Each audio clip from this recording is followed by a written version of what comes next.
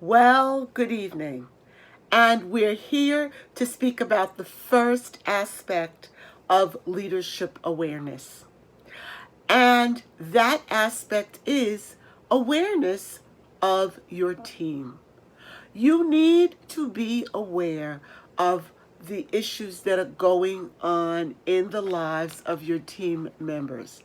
Now, that can sound a little weird, to make it quite plain, because you really do not want to get involved in the nitty gritty private details of people who are on your team, because quite frankly, that's none of your business.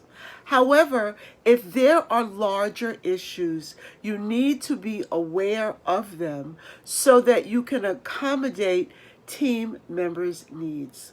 For instance, there may be a team member with a sick child or a sick spouse. Maybe someone who has an ongoing illness that's going to affect their ability to be at meetings or to meet with a team. Well, you need to know about that so that you can make the accommodations that will help that team member do their work well. You also need to be aware of personality issues, of somebody who does not get along well with the team. One of the things that we have all faced in the marketplace or in the workplace or even in the volunteer situation, the employee that never has anything good to say, that is always sharp and choppy about speaking with people, who doesn't deal well with people. Well, that can really cause an issue with the team member. And I will never forget, and this is kind of delicate, but I think it really applies in this situation, someone that I know well who supervised an operation, and they had an employee in the team who had a very distinct, unpleasant body odor.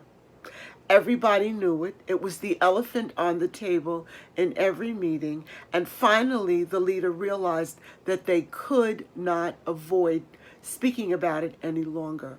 And when they did finally speak to the employee, they found out that there was a reason. That person had a metabolic issue that was not allowing their bodies to process through things well, and no matter how much they washed, they just couldn't get rid of the smell. And that was an issue that they were able to help that person overcome and deal with, and help the team be a partner, because the individual was a great worker. It's just that they had an issue.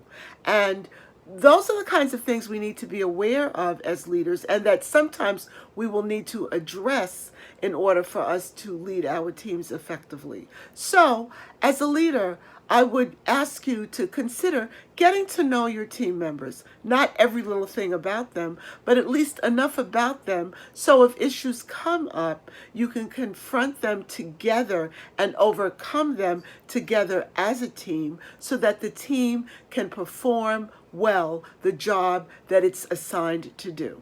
Thanks so much for taking the time to listen this evening. Have a great night.